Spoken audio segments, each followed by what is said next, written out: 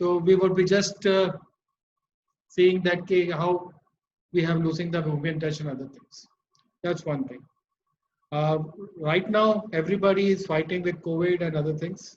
While we are maintaining social distance and using this virtual platform, the emotional and the other support which as nurses we used to provide to the patient, we should always remember that we should not lose touch of this. Even through virtual world, we can provide some emotional support to these people. That's one. With this, I will start with the topic which has been given to me for the keynote address. So that's very interesting. We have already been doing this, we are already exposed to the digital health. I think during our nursing days, when we used to do our undergraduate, when I was in undergraduation, we used to take the pulse, we used to take the BP, we used to measure the respiratory rate, we used to do everything. We used to measure the fetal health sounds. Now, what we are doing? While we are digitalizing all these things, we should not forget the basics, because if the machine doesn't work, then we should know the basics also. While we are advancing, that's very good. With advancement, we should not leave the basics which we learned during our nursing days and the medical days. There's a bottom line. If we don't know how to take the BP and the dynamics of taking BP, as well as the science behind the this rustling sounds which we hear during auscultation, based on that, the digital technologies will evolve. If suppose the battery is out, then what will you do? You have to take the you have to take the blood pressure of the patient. What you will do? You have to rely back on this. While we are digitalizing things, we should keep this in mind, that we have to know the basics. If we know the basics, then we can always go into the advanced form and we can adapt to the advances. With this, I will just start with the challenges in the healthcare system and the digital health. If you look at the opportunity which COVID has created, what we did, the telehealth guidelines were pending for quite some time. During the month of March, we took a call that this is the right time to push for the telemedicine guidelines to be released in the country. Now we are having telemedicine guidelines, and lot of agencies, they are coming up with their own apps and other things.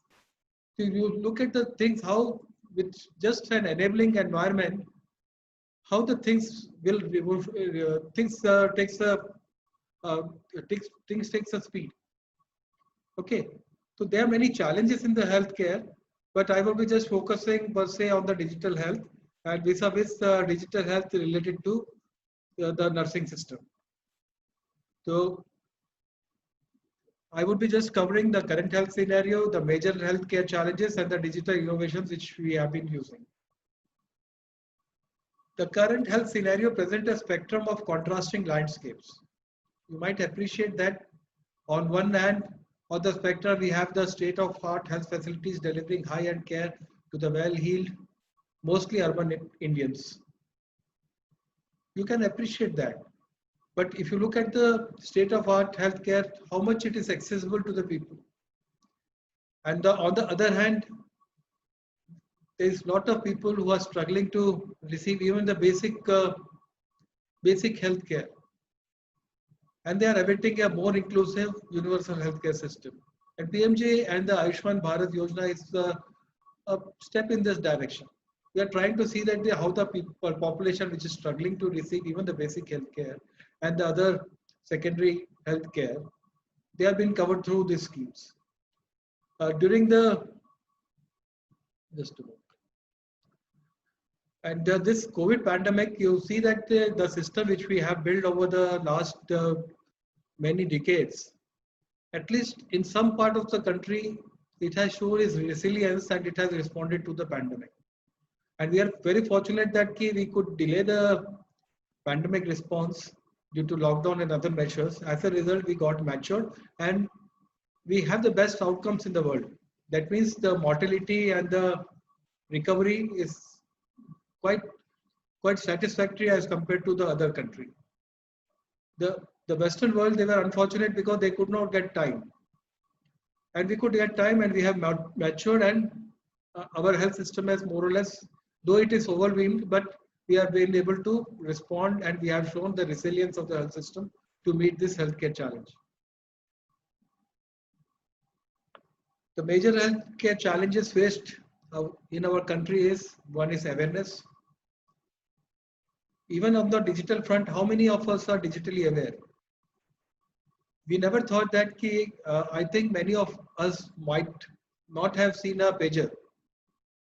When the mobile thing came during the late 90s, paging also came. But the moment the mobile cell phones are made available, then the paging, I think many of the nursing students might have not seen, though it would be kind of archives for them. When the mobile came, even the people who were illiterate, they have learned the instrument to operate, and now they have become experts.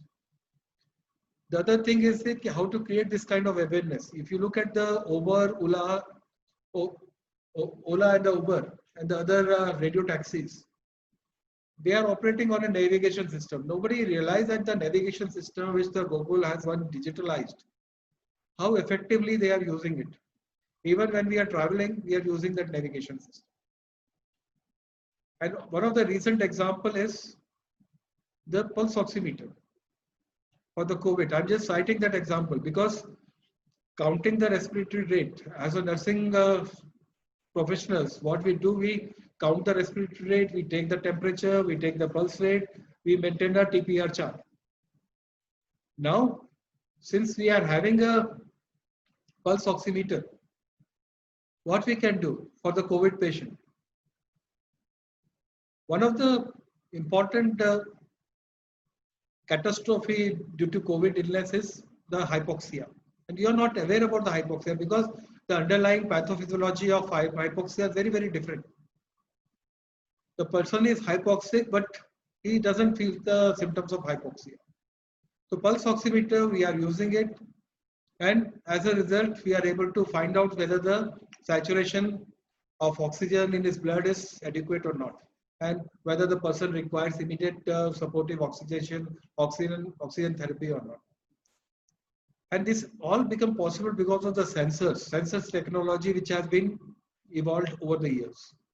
You look at the sensor technology, you look now, all the obstetricians, gynecologists, they are using sensor technology for monitoring the fetal heart sound. Otherwise, it was very cumbersome. When I was doing internship, so it was very difficult for us to listen and appreciate the fetal heart sounds. We used to catch hold of the patient pulse and then put the fetoscope on the stomach, and then we used to calculate whether the fetal tachycardia is there, bradycardia is there. It is very difficult to appreciate unless you are trained for that. Now that job has become very simple because of the digital things which are available. But invariably, we should never forget that the basic principles of appreciating the fetal heart sound. We should learn that during our student days. Then the second challenge is absence of crisis. Whenever crisis is there, then you know whether the system will work or not. Now we are having a crisis. Now we are seeing that our system, they are responding and showing some resilience. In some of the places, they are overwhelmed, but still they are managing it. The next challenge is accountability. Who is accountable for the one's health? Many of the states, despite given time, they have not been able to come to the challenges faced by the country now. So who will be held accountable? Whether it will be center, whether it would be the state, whether it would be the district hospital, whether it would be the medical officer, whether it would be a nursing professional, or whether it would be the other support ancillary staff. That accountability mechanism is not there, unfortunately. But with the digital thing, at least we can make people accountable. We have been struggling to evolve electronic health records for all the individuals. For that also, what we have done is we have been able to push for the National Digital Health Mission. And the National Digital Health Mission, I think, would be announced shortly. And in this, all the silos which are there in the health system regarding the data, regarding the digital feed which is coming to different programs, different hospitals and different instruments. You will try to see that how they ride on a single architecture, and if a person is registered in one program, if the person is registered in ANC program, if the person is registered in malaria program, leprosy program, all his data will ride in a single platform, and we can able to at least know that what kind of services, what kind of mortality and morbidity, what kind of morbid conditions he is having, and how he has responded to previous treatments. Another important challenge which we are facing is the accessibility. Though we say that we have been able to reach to a population of around 5,000 and 3,000, and each and every villages we have reached. But have we able to reach the last mile? Still, if you look at the healthcare seeking behavior, sizable chunk of the people go to a informal provider. Are we able to reach to the all the people? Because we are having NCD, we have started with the health and wellness centers. Are we able to reach and provide this NCD services to all? There's some questions. We have been talking about the mid-nursing cadre, mid-level service provider or a nursing cadre.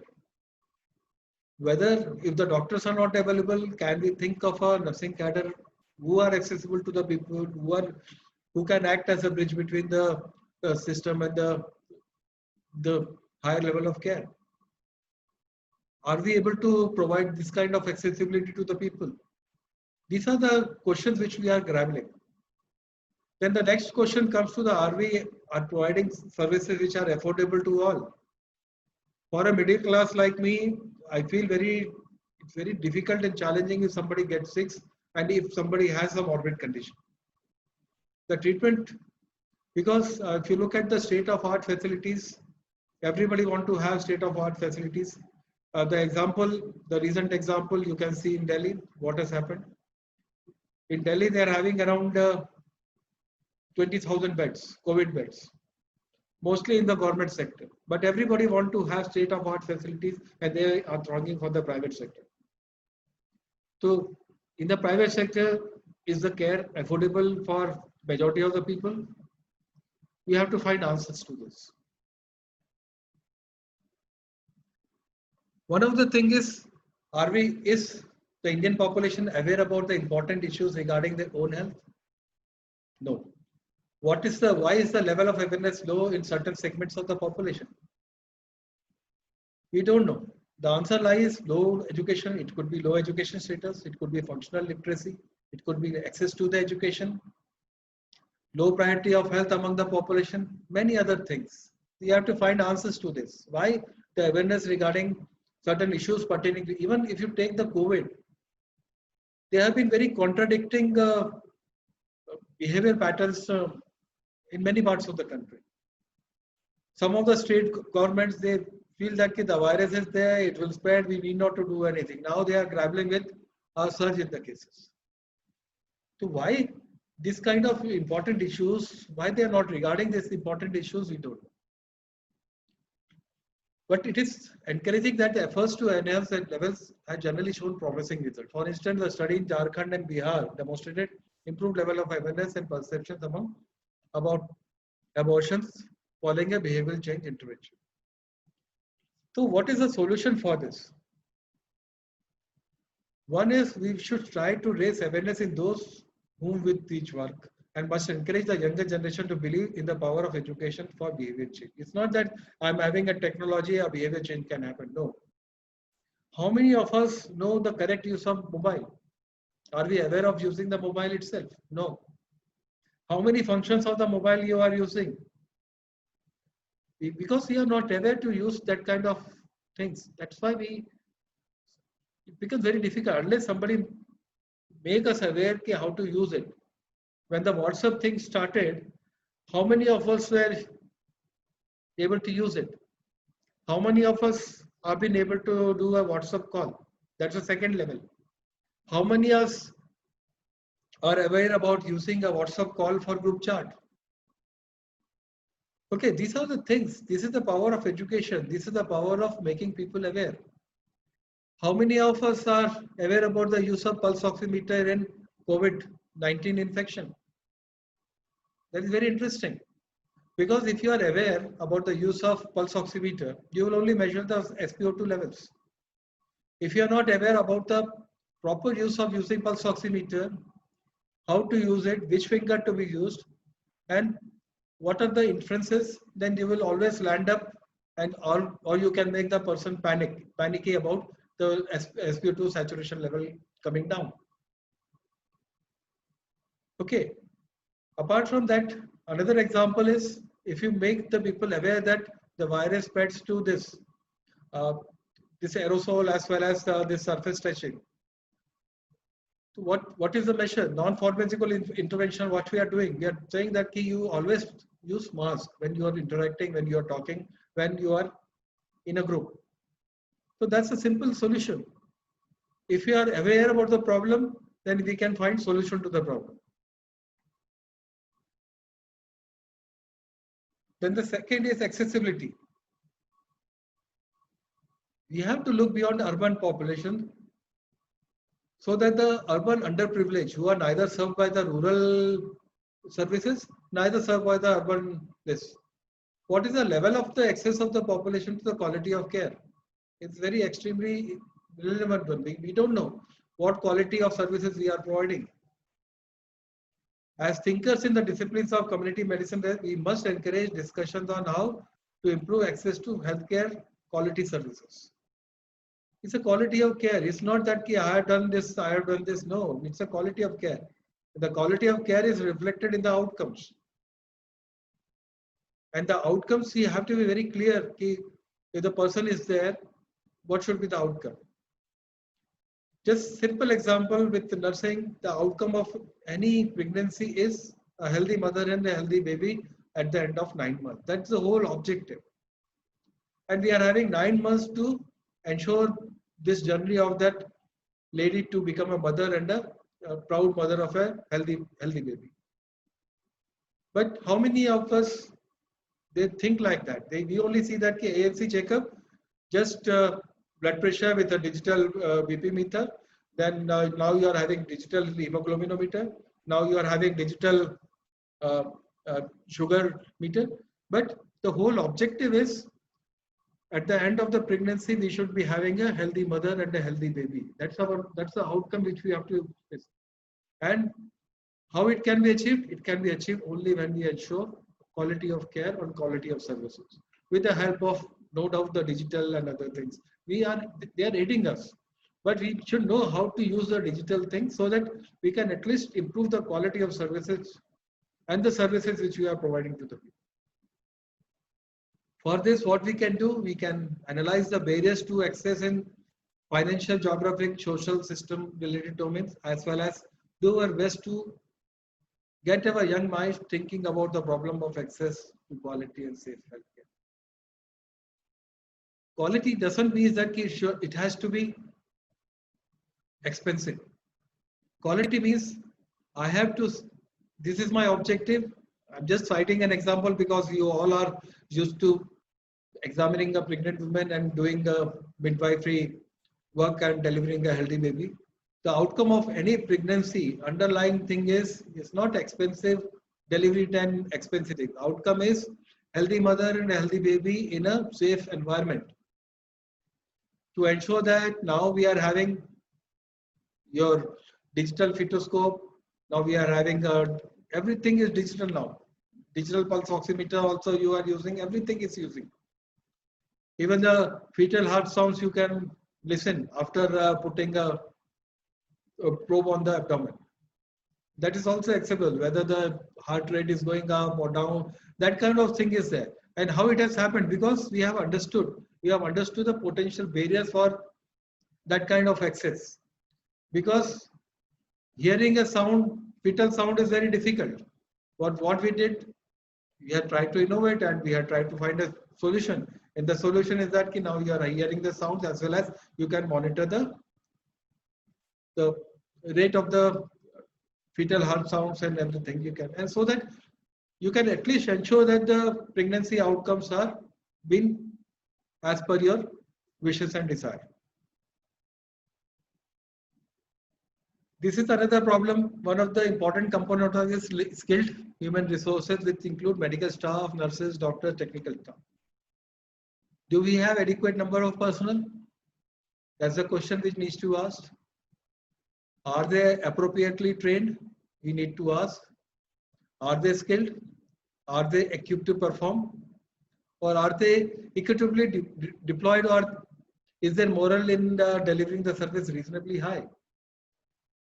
These are the questions which we are grappling, and we have to find solutions to that. It's not that there would be a ready-made solution.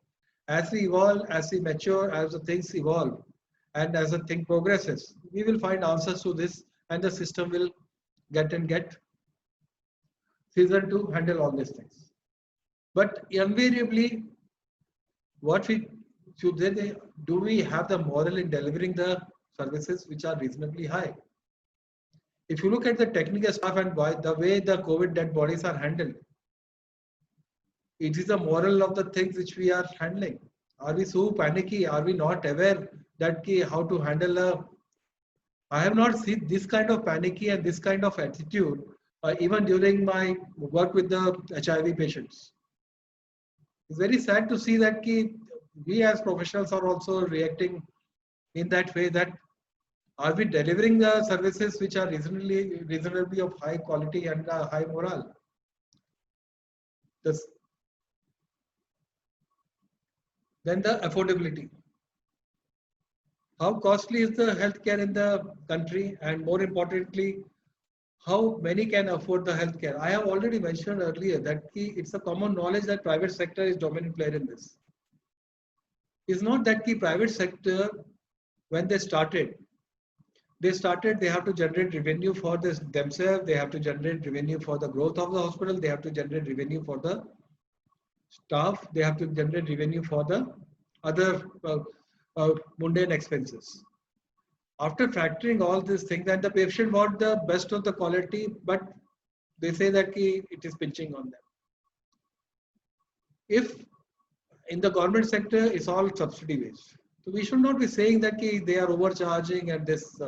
They are dominant player. If you look at the per capita expenditure, GDP on health, majority of the health expenditure is coming from the private sector. The government spending is coming to around 1.2% of the expenditure of GDP, whereas around we spend around 6% on health, including the private sector, and majority comes from the private sector. Even the NSSO data which came, it says that the majority of the things comes from the private sector. So how can we make the healthcare affordable? This is one work stream which we are grappling to find a solution to this. Many things have been tried. In Odisha, I think they are trying to have a private sector involved in the PPP model, in which they have given a tender to bring in the private sector players to handle some of their district health hospitals in a viability gap funding mode. But let's see that how it progresses. Apart from that, also we are trying to see that how the people can invest into the tier 1, tier 2, tier 3 cities. Tier 1, we are having adequate healthcare providers, but tier 2 and tier 3 cities, we are trying to see that how we can bring in the best of the private sector and the public sector together in this tier 2 and tier 3 cities, so that people need not to come to the urban areas or the big cities for the treatment. The treatment should be available near to them, so that the cost can be come down and it is within the reach of the people. We are working on that. We are not having a ready-made solution, but we are working, seeing that how we can deliver this kind of thing. Then one of the major problem which we are grappling is the accountability of the system. While we are having a reasonable expectations from the lower staff, that means the ASHAs, ANMs, the staff nurses, but we have to fix accountability at all levels. And that will only come once we develop the cadre. Odisha is having a cadre, but we are also trying to see that how we can build in the public health and environment cadre. We are trying to see that how it can be built. Okay. Apart from that, for the young people, we have to now in the nursing curriculum as well as in the medical curriculum, they have included the communicative skills for young professionals who have to deal with the responsibility of managing the healthcare. Because if you look at the example, because the young people, they have to take the lead, and the older people or the senior people, they have to take the advisory role, or they have to take the back seat in guiding these young people. Because in the COVID experience, if you have seen that it affects people with comorbid and the senior people. That means people who are more than 55. And many of the people, they told that the people with comorbid conditions or who are more than 60 years of age or 55 years of age, they have to take the back seat, and the front end would be occupied by the young and the dynamic. So if we are giving then we have to fix accountability also. Okay, if certain position is there, how we can fix accountability to that position. It's not an individual driven thing. A position is there, then the accountability has to be fixed on that position. Then what we can do, having seen these problems, these challenges of accessibility, challenges of awareness, challenges of accountability, having said about these challenges, what digital innovations can be considered, or how these digital innovations can overcome these challenges. One of the things which is coming up is on-demand healthcare services. Now you might, after we have released the telemedicine guidelines during the month of during the month of April this year. Now many apps have come up, many platforms they have come up, and now they are providing all the on-demand healthcare services. Now they're linking directly with the medical facilities for short-term work and making easier for physicians to provide on-demand care. It is going to take. It's a very, very big market, and now everybody knows that on-demand teleconsultation, telehealth is now legal. So everybody would be now trying to see and have a pie in this sphere of work which has been created for them. So this you will be coming to see in the coming days, on-demand health services. Previously, these were provided by 104 services, just a consultation services that was free of cost. In case of any emergency, they were referred to 108. In some of the states they are having, I think in one form or different form they would be having. But on-demand healthcare services is an area in the digital innovation which would be occupying a larger space in the coming days. Apart from that, we have seen a growth in the wearables. We now have the heart rate monitors, we have exercise and activity tracker, we have now the sweat meter, we have oximeter, we have fetal heart monitoring, we have everything. With the discovery and the use of the sensors, now we are trying to see that how the sensors can be used for identifying biomarkers in the body.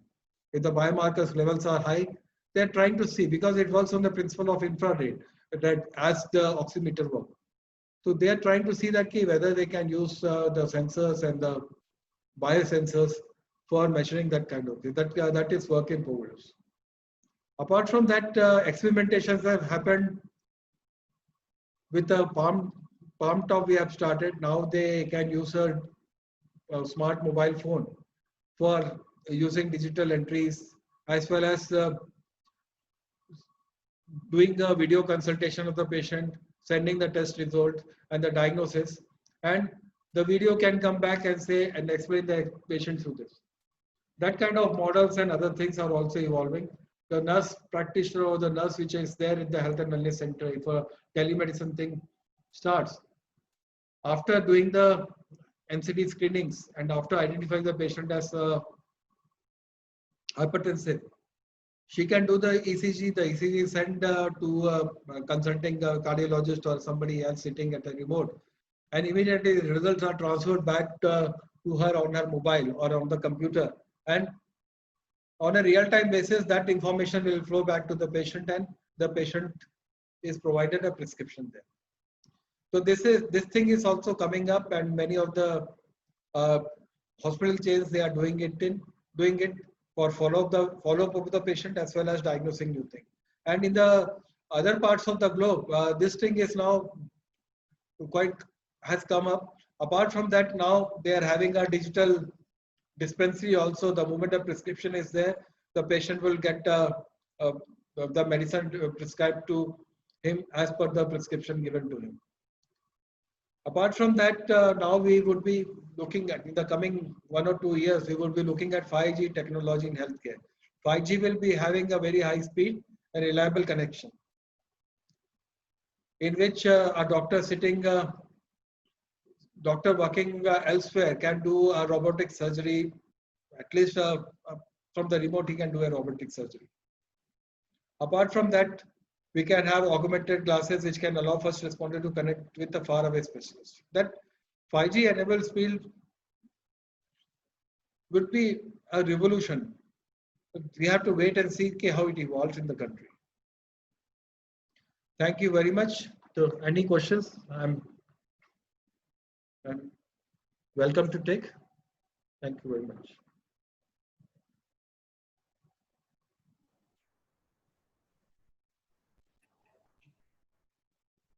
Yes. I think let me see there. There are many questions. I think some charts have come. So mainly those are appreciating. So any questions? Yes, sir. One question we got, that whether the COVID test and treatment affordable for all the level of citizen, whether the COVID test and treatment affordable for all level of citizen. Yes, yes, sir. Very much, very much. Because if you look at the COVID treatment is very simple, because majority of the patients, they are mild. Okay. And if we are using that in Delhi, what we did, we decongested the hospitals. In Delhi, they are providing pulse oximeter to all the patients, asking them to monitor their vitals.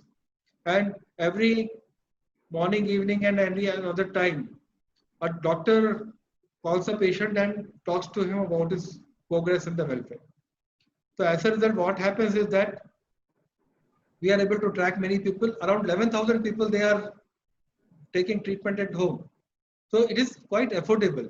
Only few people who require treatment, they can be very well managed in the public health sector if they are not averse to going to a public health sector.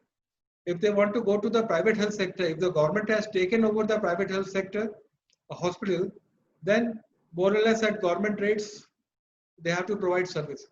If they want exclusively private sector, then up to them how much they can afford it. Otherwise, it's quite affordable to everybody.